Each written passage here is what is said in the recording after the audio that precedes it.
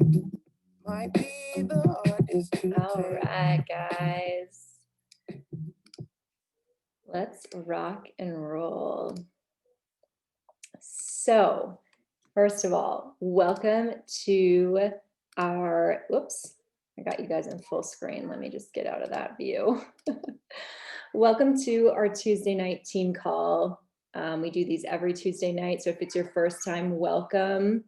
If you're a vet, so happy to have you here. We've got over 130 people on. And if you hear Ella crying in the background, bedtime with dad, if any moms out there, mom, with dad, it's a little iffy. We feel for him. But it was said in the chat, Lindsay's a gem. And I think that's the best way to describe our guest speaker tonight. And if some of you didn't know, Lindsay's actually our grandma coach. She's my sponsor coach. So we are in what I consider like the best downline out there. Lindsay, if you also didn't know, was the very first female top coach ever in Beachbody. Like, can I get a whoop whoop? Beachbody used to be dominated by men. Also, if you didn't know, because if you're new, you're like, it's all women. It wasn't. She paved the way when it was not there yet. So I've like goosebumps. So a lot of credit goes to Lindsay for paving the way for females to be successful in this business as well. And I didn't know this lady before I signed up. My first message to her was, hey, I don't know you. I think I'm your coach. What do I do?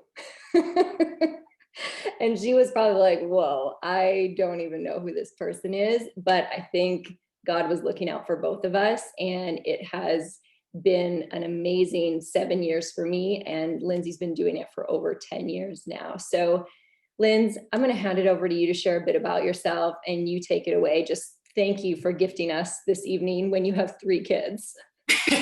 Speaking of husbands dealing with bedtime, just pray for me right now because one's down, 2 to go. All right. So Morgan has told that story, and you would never know meeting Morgan that very first time because she didn't have a big vision of what this was going to do for her life initially. And so even if you're getting on this call and you're like, I just kind of ended up here and I'm not really sure what's going to happen with my coaching business, or if there's even going to be a business to be had, just so you know, your upline, your grandma coach, Morgan, didn't know either to start. And that vision kind of developed over time.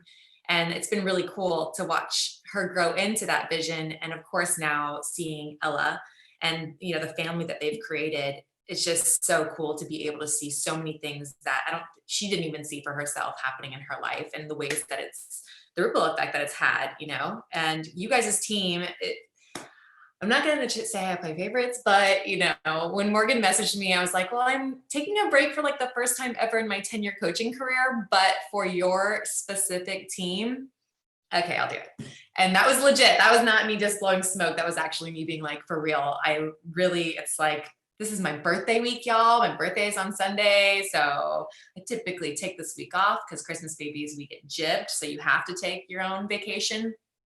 But you guys mean the most. I mean, seriously, seeing what you guys have done within your team, it's unreal. And it comes down to the fact that, one, of course, you do have that big vision and you do set amazing goals, but you have the work ethic that follows suit afterwards. And the way that you guys have built a community that grinds together, that really is intentional about the work that you're doing, is why you've seen, some of your uplines thrive the way they have. And it's why you have sort of the path paved for you to be able to do the same if you choose to do it. And I think the cool thing about Beachbody, and what I really want to hit on tonight, is, Beachbody, the coaching thing is just a vehicle. Like, it's just your vehicle to get where you want to go in your life. And it's not going to look necessarily how my journey went. And it's not necessarily going to be how Kirsten's went, or Morgan's went, or Virginia's went, or Brittany's went, whatever. We're all going to different locations, but we're driving that same vehicle.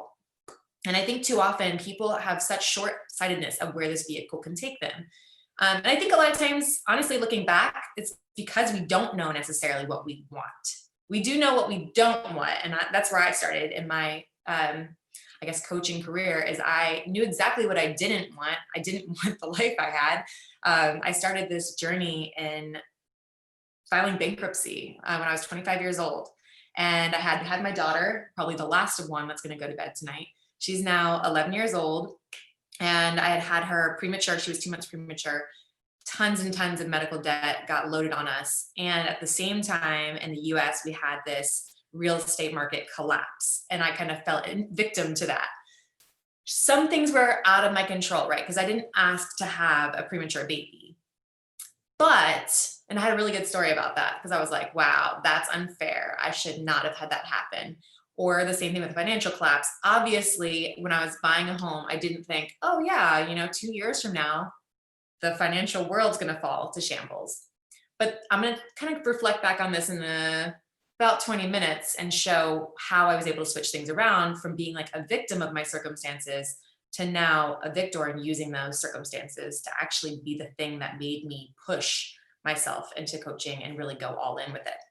So number one is, I really think people have to get a clear picture of where they want to go. And I think sometimes we throw goals out there. We're like, I want to make this amount of money and I want to be out of debt. And we have these really general things, but we don't have a really, really clear vision of what that looks like. So one of the things, I actually have a vision board course. And the reason why I did it is because out of all the things that I've done in my life, getting crystal clear about who I am, what's most important to me, honoring my certain priorities in my life, really knowing at the end of my life what I want to be said about me, has been the game changer for me. And the way this kind of came about was when I was 20 years old, my brother passed away. My older brother was 25. He passed away from brain cancer. And I don't know about you guys, but when he first got cancer, I just felt like, oh yeah, obviously he's going to get it and then he's going to get better and the end. And he didn't. And I think at that time, this mortality motivation hit me like, this is not promised. Like, I am definitely not promised 65, 75, 85 years. And I think in our minds, like as human beings, we kind of think, oh, that won't happen to us. It's like everybody else that might have bad things happen, but it's not really happening to me. And then when it happens to somebody that's that close to you, it just made me evaluate, like at his funeral, when I was talking to his friends and they're reflecting on his just 25 years of life, what they were saying about him, the things that, they remembered and that we shared while we were talking about him. And I had read this book and they talked about that as well. I said, like, what would you want people to say about you at the end of your life? And so when I was 20 years old, I was super, super confused. I was breaking up with a boyfriend of like 7 years at the time. I had dated my entire life. So of course, my entire life is like now in question. I'm like, what am I going to do with my life? And I wrote down the answer to that. How do I want to be remembered at the end of my life? And this is what I said. And the reason I want to share this is because I want you to understand that you guys already have in you exactly the answer to this. Because if a 20-year-old, very confused person who had no clue can write something down this specific, I know you can too. Okay.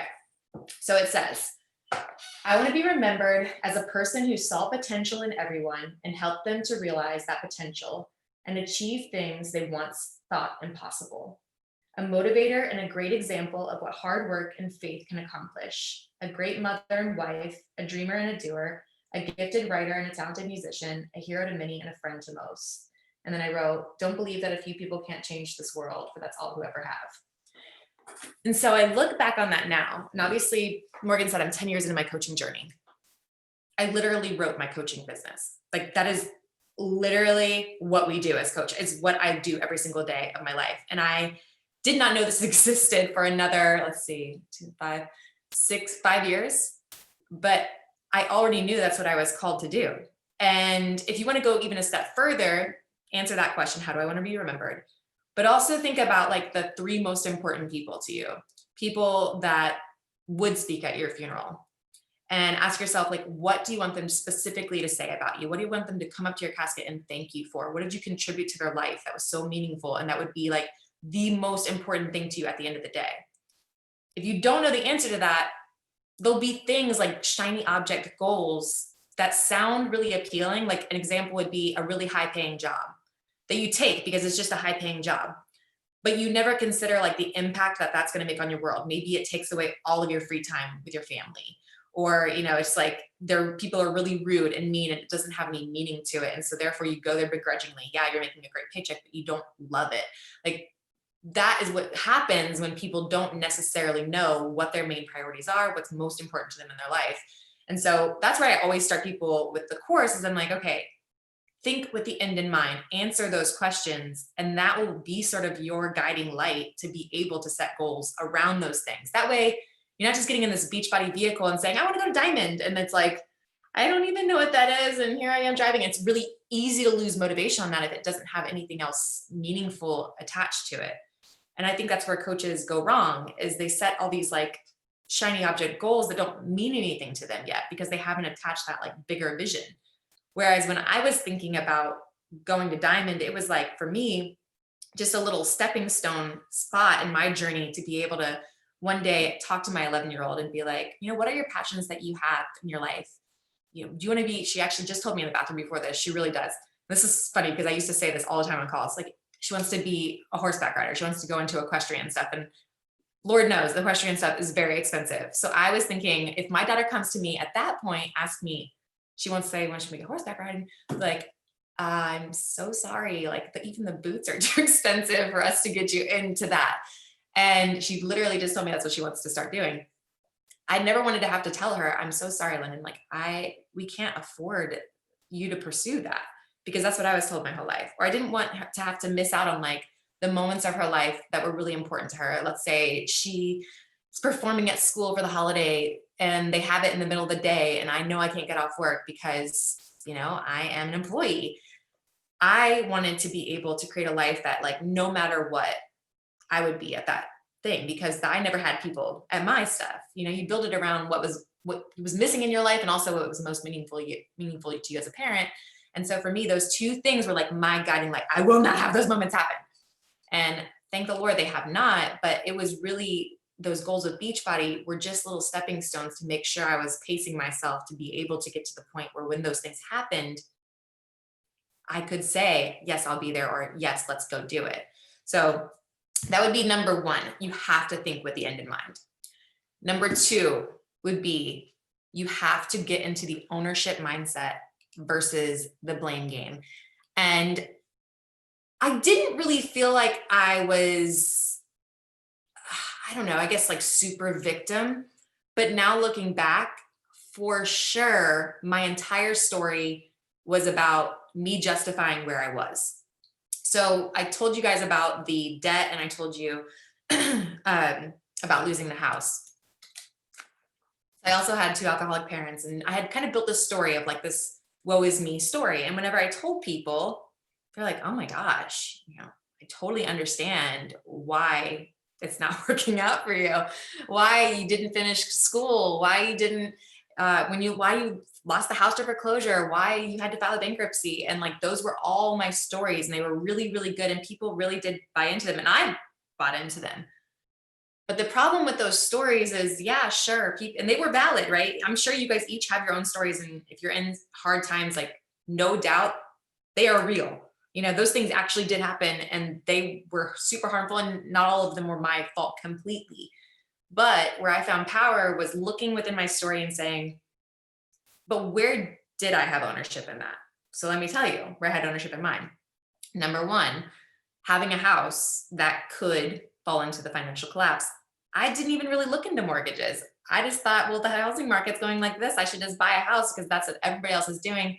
I didn't really look into the fact that I had an 80-20 loan, and it was like, if things went awry, I could easily lose everything. I didn't think about the fact that I wasn't married to the person that I was buying the house with, and I was also like a 20-year-old kid, that maybe it won't be a fairy tale ending. Like we might not end up together. So I was the one who chose to make a commitment that if everything didn't stay perfect, yeah, it would be pretty tough. Same thing with having London. I was a 24-year-old bartender who didn't have insurance. So, you know, I could be like, well, I didn't know I was going to have a kid. Well, I don't know. I don't think I have to educate you guys on how you have kids here, but you know, if you're doing one thing and you're young and fruitful, sometimes kids happen. And so I look back and I'm like, all right, I take ownership. Like I messed up. I learned from those and they were hard lessons. Now I can either say like, this is why our life is so bad, London, and have to explain that story to her and tell her the story, which would wreck me. Or you guys know we all pull for the underdog. We all want the underdog to win. Why? Because we believe, like, we know if they can do it, we can too. It makes us feel like, oh my gosh, that makes it possible for us too. I really believe all of those struggles, all of those challenges that we've had in our lives are literally there for us to make our own underdog story to show other people what's possible. And as soon as I shifted my mindset, because when I came into Beachbody or realized really what Beachbody was, I had already signed up with somebody. I was randomly assigned somebody. She didn't work the business. The guy above her didn't work the business. And the guy above him was like every typical network marketer out there. And so I immediately, victim story was like, me again? I've never had anybody to be there for me. Like, I'm never going to be successful at this because there's nobody there to help me. And the whole story unraveled very quickly. And then I realized, okay, Lindsay, maybe this is happening for a reason.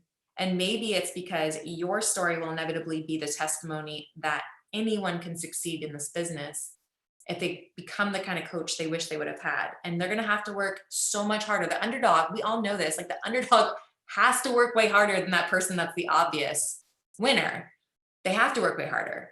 Is that fair? No. But so far, life hasn't been that fair, but you just kind of make your own circumstances. You pull your way through and you become stronger because of it. So I chose in that moment, because I had this 1-year-old baby girl in front of me, I had 2 stories to write. It was either the story that I had already told so many other people that they were like, oh yeah, that sucks. Or become a victor for her, to show her through my own example, like what you can make possible if you just dig your heels in and fight. And I watched her fight because she was a premature baby. I watched her in the NICU for 7 weeks fight for her life. And I was not going to let that be in vain. And so I found this opportunity and I had no idea what I was doing and I had no network, but I asked myself the question, what do I wish I would have known as I started to like dig my heels in? What do I wish I would have known quicker? Oh man, dang, I went through way too much information. Like, how can I make that simpler for the next person that comes in line? What do I wish my coach would have, recognized me for or whatever? And I started just bouncing those things off myself. Same thing with customers. Like when I was going through my journey initially, like where did I fall short? Where could I have, if I had somebody there to coach me through it, like how could they have helped me in that moment and be there, the kind of coach that I wished I would have had. It's the same thing with you guys. I know that there's some people on here that maybe you're a parent now and you didn't have the perfect parents growing up. How do you become a great parent? You just do what you wish would have happened to you. You look at your child and think, oh, I really wish this would have happened, or I wish she would have been here more for this. And you try to fill in those gaps the best you can based on the experiences that you had. Even though it wasn't ideal circumstances, you're able to change that up and be able to bless your child because you're willing to work harder and become that kind of mom that you wish you would have had. So it was the same type of thing. And I swear to you, that is the only thing that I've done this entire time. 10 years in, just constantly ask myself like, okay, what do I wish I would have known? How do I make this easier for the next person that's coming in line? And those questions have been my guiding light. So taking that ownership of your life, wherever you're at right now, and it can be the pits, because trust me, it doesn't get much lower than when I started. We were hiding our car and to not get repossessed, living in a little tiny apartment that we had left our house that we lost to foreclosure in. So it's not like I had ideal circumstances where it was like, oh yeah, that girl, she's definitely gonna be a winner.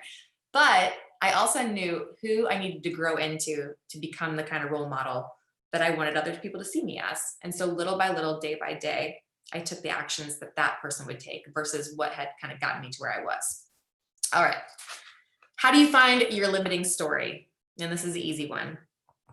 All you have to do is you have to say, I'd love to achieve my goal of whatever your goal is, but ...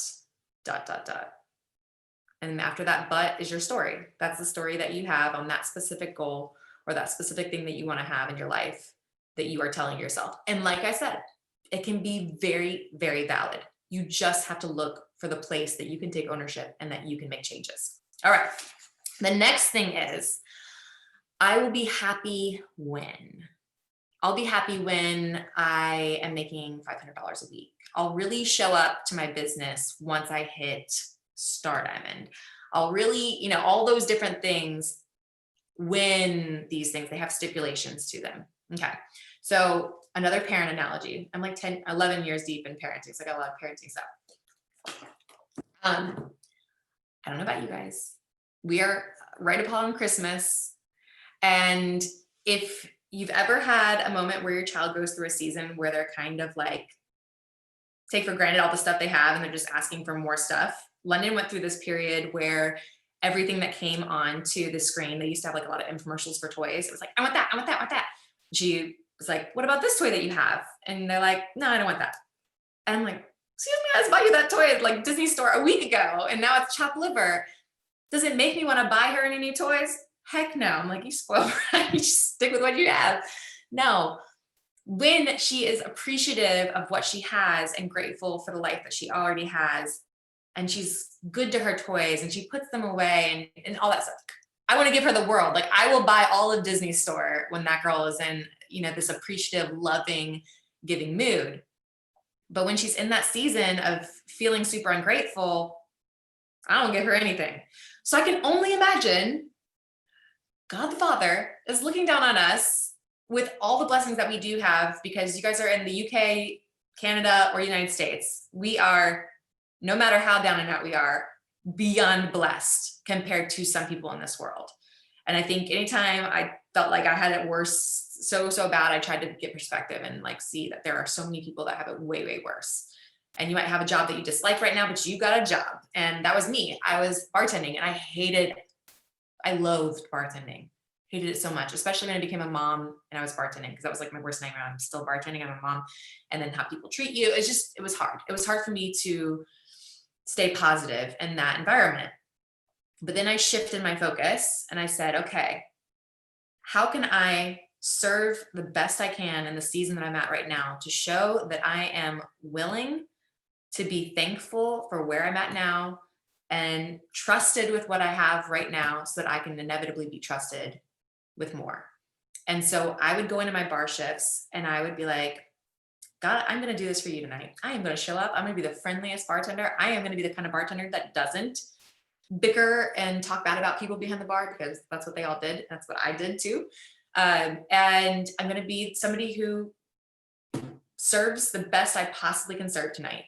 And I would show up, and I swear this only happened for like 3 or 4 weeks that I was really, really on it.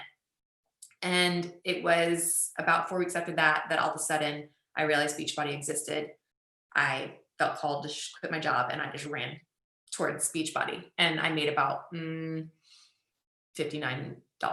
after working 100 hours or something crazy. So it's not like, please don't think it was like all of a sudden the rain opened up and the money came. It wasn't like that at all. But I definitely was shifted and blessed with something different that actually did fill me up. I don't know, even if I had made $0, the community of Beachbody, and I didn't have uplines and teams like you guys do, I was just the community of Beachbody at large, were so loving and kind and giving, and like I honestly doubted couldn't be real. Like the other shoe had to fall at some point, because there's no way that this is real. Like they're not trying to backstab me in the back, because that's just what I was used to. So I think that's really, really important that you honor where you're at in your journey and really show up and be grateful for all of the little things. And I think the more we do that, the more that we're entrusted with. And when I look back on my journey at coaching, I was really, really slow to grow. And part of that was because I didn't have any upline, didn't have any help. So I was sort of twirling, going every which direction. But I also believe that it was because I wasn't ready. I wasn't ready for the responsibility that my dreams and my calling was going to require of me. And I think when we show up and we are respectful and grateful and we honor where we're at in life the most that we possibly can, I think that's when our little kingdom expands. And in Beachbody, I feel like I was so slow to grow because I had a lot of growing internally to do before I was ready to lead other people in a way that wouldn't completely break me. I look back and I thank God that I didn't have a windfall of money. I was not ready. I would have blown it. And so I grew at the exact pace that I needed to be able to develop as a human being. Thank God for personal development, to grow into the person that could lead other people well and lead herself well. So that'll lead me to the next thing, which is you have to build massive confidence. To be able to go after your dreams, it takes balls, right? It takes like you feeling brave enough to step in a direction that other people are likely not going to understand, that they're not going to see the big vision for that you maybe see. And that takes confidence. And there's really two ways that I dig in and find confidence. I find confidence in my past, because even when I had all those failures and stuff I focused on, I think I gave not enough credit to how many times I had figured things out by myself. I just like had figured things out. I believed in my ability to figure things out. And so I looked back and I started to take note of all the different things that I had weathered, all the different storms that I had already been through and I had survived. So what I was up against at that moment that was like making me feel unstable or making me feel like, oh my gosh, I don't know if I'm gonna be able to do this. I would just weigh it against all the other crazy things that I already been through and made it through. Like, yes, I am. I mean, it feels so big in the moment, but at the end of the day, all the things that you guys have already weathered and been through, no doubt, like so much bigger than what you're going through in the moment of like that shaky confidence and feeling like, crap, I don't know if I can do this. You have to believe in your ability to figure things out. If you figured it out from back in the day to now, surely you can figure out an online health and fitness business with ridiculous amounts of training and awesome mentors. Like we really have to put things in perspective for ourselves. The other thing that I do, and this is a really easy one that you can start tonight, is I stack promises that I keep to myself. So it's all of the little things that you do or do not do that either make or break your confidence. It is not things that you make promises to other people about. It is the promises that you make and keep to yourself. So for me, it would be like, okay, tomorrow I need to wake up at 5 a.m. I'm going to knock out my workout. I'm going to do my journaling that I want to do. I want to do this 10-minute prayer session. And then I want to spend 10 minutes reading, whatever. That would be 5. If I kept all 5 of those, it'd be 5 stacked promises. How great would you feel having actually kept those things? But it's so easy to be like, you wake up obviously in the morning, the motivation has left. You don't really feel any motivation whatsoever to do those things anymore. You're like, those things don't matter. I'll just push it off. I'll do it tonight. You talk yourself out of it. And then all of a sudden the day's ended. Now you just want to wind down, have a glass of wine. Your kids are crazy. And now you've gone back 5 steps in your journey and your confidence is shaken because you're not the kind of person that keeps the promises that you make to yourself. And I started to get to the point where I was so bad about this, like ridiculously bad. If I said I was going to do something, as soon as I said I was going to do it, I literally came up with like 3 different scenarios on how I could get out of it if I didn't feel like it when the time came. It was the worst, not only to myself, but to others as well.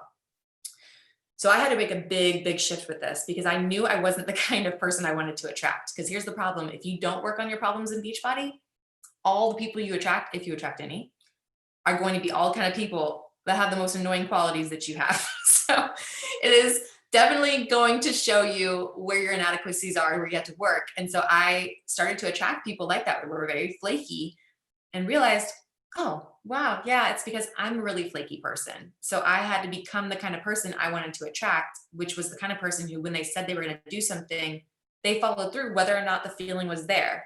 And I think if you guys started to, and don't overpromise yourself like tons and tons of things, make it super simple. We have the perfect community for it. It's like the workouts. Every morning you guys have the workout at 9 a.m. Eastern time, if you can make those, of course. Have that accountability of, I'm going to show up 4 times a week, and 4 times a week you show up. And then by the end of the week, you're like, dang, okay, I'm here. And then you start to stack little things more than that. You start to bump on one or two more things. And then it's like, oh my gosh, I kept those promises. And now you just become this like promise keeping machine. And you prove to yourself, okay, I can do hard things, especially on the days when you don't feel like doing it and you do it anyway. Boom, huge confidence boost. That is the key for me. That's really why I was able to see like, okay, I am becoming that kind of person that I want to become. I am becoming the kind of person that could have that big team and have, this be my main income source. But I had to see myself getting there, because we know this is a long journey. It doesn't happen overnight. You've got to be constantly reminding yourself that you are getting there, and it's not always going to look like a rank advancement. It's not always going to look like, oh, this week my paycheck went up. Of course, those things would be nice, right? If they were consistent, it was just like, the only way you stay motivated towards your goals and believing that you're going to achieve them is if you're doing the actions of someone who achieves those things. And you look at some of these coaches that are making like crazy income.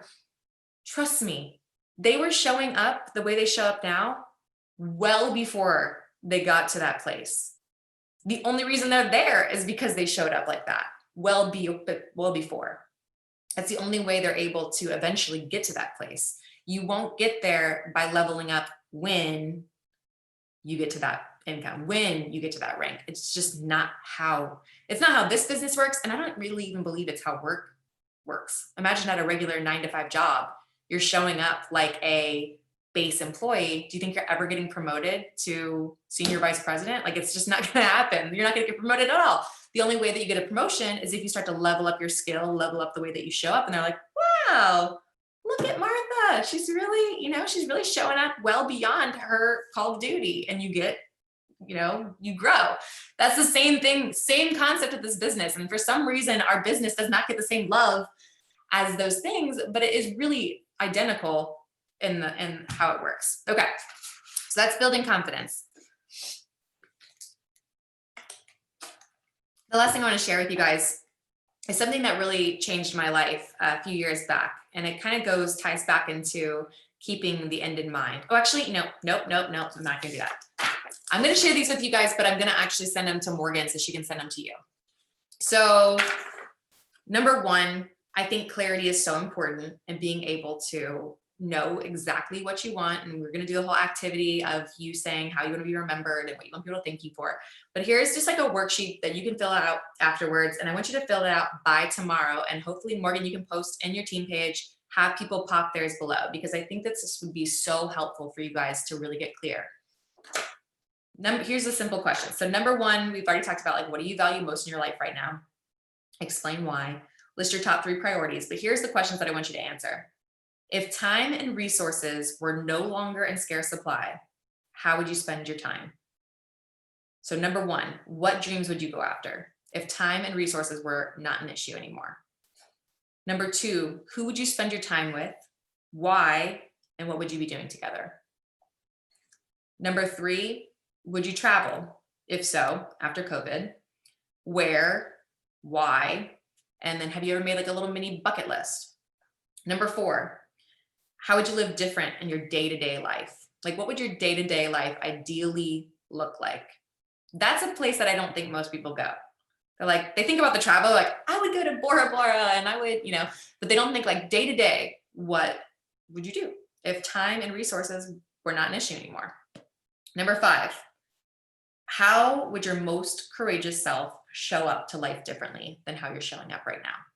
I think if you answer these questions, you'll really have a good baseline to then go through this year and make some goals. And I'm not going to talk too much into the goal stuff. I'm sure you cover it, Morgan, and also like that vision board course, you can literally go through and it'll walk you through it. But I will share this sheet because this will be sort of like, as you set your goals, you can walk yourself through it to make sure that your goals hit all these targets and that they're going to be goals that will really push you forward, goals that you can actually check off, because I love a good like red check mark. I will write something down after I've done it just so I can get my check mark because I'm serious about those. And that's another confidence booster. Like when you start to see yourself do, it makes you feel like, yes, I am the kind of person who shows up and gets stuff done.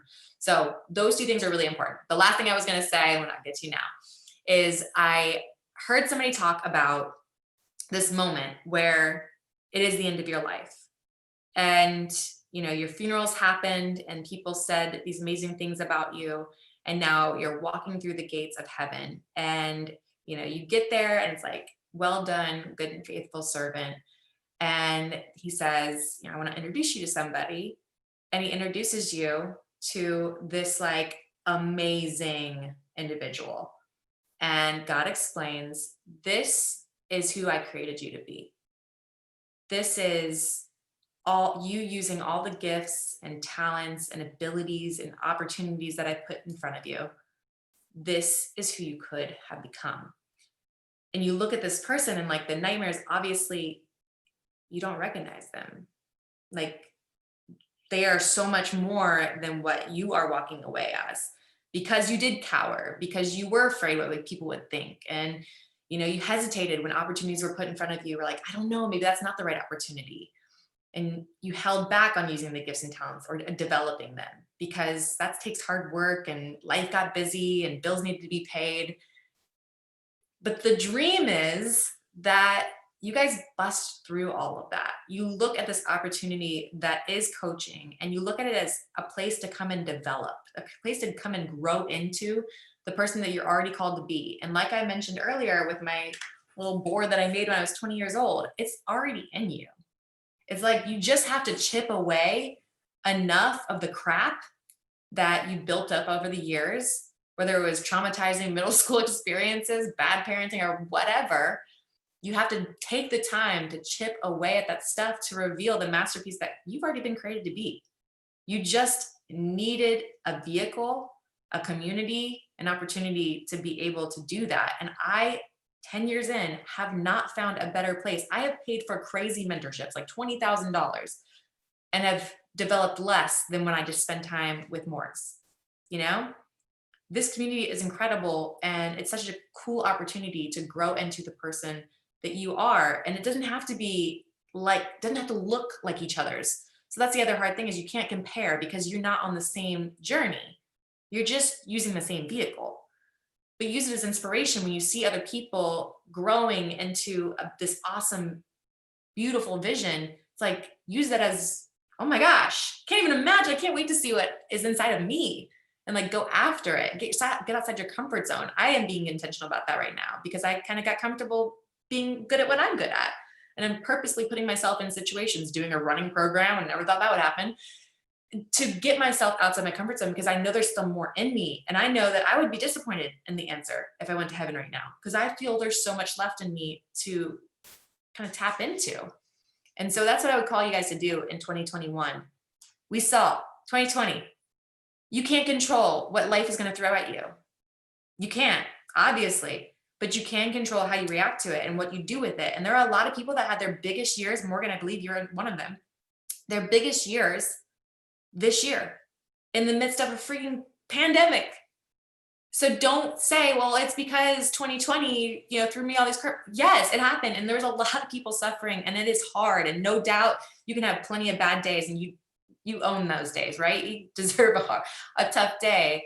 But then you have to look at, okay, how can I turn this test into a testimony? What is this here? What am I here to learn in this moment?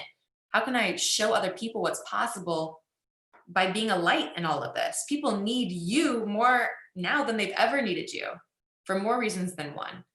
So I really will call you in 2021 to say, I don't care what happens in this world. Like, I am taking ownership of my life, and I'm going to use this vehicle that I was given, and I'm going to grind it out to actively become the best version of myself, and have the biggest growth year that I've ever had, and change tons and tons of lives in the meantime. Because honestly, you don't know the ripple effect that your life is going to have.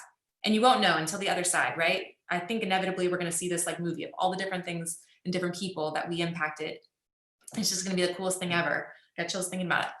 But you have to do the work on you first, because you're the hardest one to change, but you're the only one that can do it. So I hope some of that gave you some perspective to think on. Do the homework, do the work. You are so very worth it. Oh, Linz, so good. Cannot thank you enough for taking the time tonight. Like I said, I know wasn't your usual thing, but I'm like, I hope she says yes. I'm so glad I did. So glad. And I will get everybody, if you send me those documents over, I'll get them in our team pages tonight. I'll get the recording up. I'll link Lindsay's vision board course, because I know a lot of you are going to want to do it. And just thank you for helping get us set up for 2021 in the right way too. Yeah. Really keeping priorities and the focus in the right place. So thank you. And for those of you, we're not going to do a diamond call tonight. Jamie Wilmot is actually going to do a Reels tutorial for us. So she posted the link in Success Clubbers if you guys want to hop on right after this. But thanks, Linz. I really, really appreciate it. Bye, everybody.